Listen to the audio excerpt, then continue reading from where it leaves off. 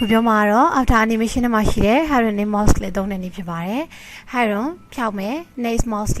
နောက်ထပ် mouse နေတဲ့အခါမှာပျောက်သွားခြင်းတဲ့ effect မျိုးပါခုဆိုရင်စာသားလေးသုံးခုရေးထားတယ်ပထမစာသားရွေးမယ်အဝင်လေးထည့်မယ်ပေါ့နော်ဒါဆိုစာသားသုံးခုလုံးအဝင်လေးထည့်မယ်ထည့်ခြင်းနဲ့စာသားကိုရွေးမယ် animation tab ထဲမှာရှိတဲ့ animation create download မှာနေပါကြိုက်တဲ့အဝင် effect တစ်ခုရွေးလိုက်ပါနောက်ထပ်ဒုတိယစာသားလည်းရွေးပါ animation ရဲ့ download မှာနေပါကြိုက်တဲ့ animation design တစ်ခုရွေးပါနောက်ထပ်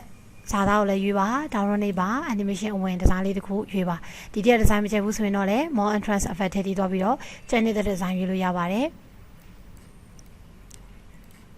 ကြပြီဆိုရင်တော့ okay ပေးလိုက်ပါဒါဆိုရင်စာသားလေးသုံးခုလုံးအဝင် effect ထည့်ပြီးတော့ဖြစ်ပါတယ်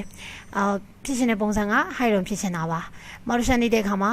Magic Eye ဆိုရယ်ပထမစာသားရောက်လာမယ်နောက်ထပ် motion နေတဲ့အခါမှာပထမစာသားပြောက်ပြီးဒုတိယစာသားဝင်လာခြင်းတာဖြစ်ပါတယ်ဒါကြောင့်မလို့သူ့ကို high လုံးဖြစ်ရှင်တာပါနောက်ထပ် motion နေတဲ့အခါမှာပျောက်ရှင်တာဖြစ်တယ်ဒါကြောင့်သူ့ရဲ့ထည့်ထားတဲ့ effect ရဲ့ down arrow နှိပ်လိုက်ပါ effect option ကိုသွားပါအိမ်မှာ after animation နေရာမှာ high လုံး name mouse click ဆိုယူပြရမှာဖြစ်ပါတယ်တစ်ချက်နှိပ်လိုက်ပါ okay ပေးလိုက်ပါဒါဆိုရင်တော့သူ့ကို high လုံးလုပ်လိုက်ပါပြီနောက်ထပ်ဒုတိယစာသားကိုလည်းအဲ့လိုပါပဲနောက်ထပ် mouse တစ်ချက်နှိပ်လိုက်တဲ့အခါမှာဒုတိယစာသားလည်းပျောက်ရှင်တာဖြစ်ပါတယ်ဒါကြောင့်သူ့ကိုတစ်ချက်နှိပ်ပါသူ့ရဲ့ထည့်ထားတဲ့ effect download မှာနှိပ်ပါ effect option ကိုသွားပါထည့်ရမှာတော့ after animation နေရာမှာအောက်ဆုံးမှာရှိတဲ့ high name mouse click ကိုရွေးပါ okay ပေးပါဒါဆိုရင်တော့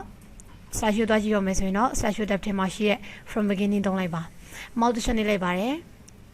ပထမစာသားဝင်လာတယ်နောက်ထပ်တစ်ချက်နေတဲ့အခါမှာပထမစာသားပြောက်ပြီးတော့ဒုတိယစာသားဝင်လာပါတယ်တစ်ချက်နေတဲ့အခါမှာဒုတိယစာသားပြောက်ပြီးတော့တတိယစာသားဝင်လာပါတယ်အဲဒီ effect ကိုသုံးရှင်းတာဖြစ်ပါတယ်ဒါက hide name mouse click သုံးနေနေပါလက်တွေ့လောက်ဆောင်ကြည့်ပါနော်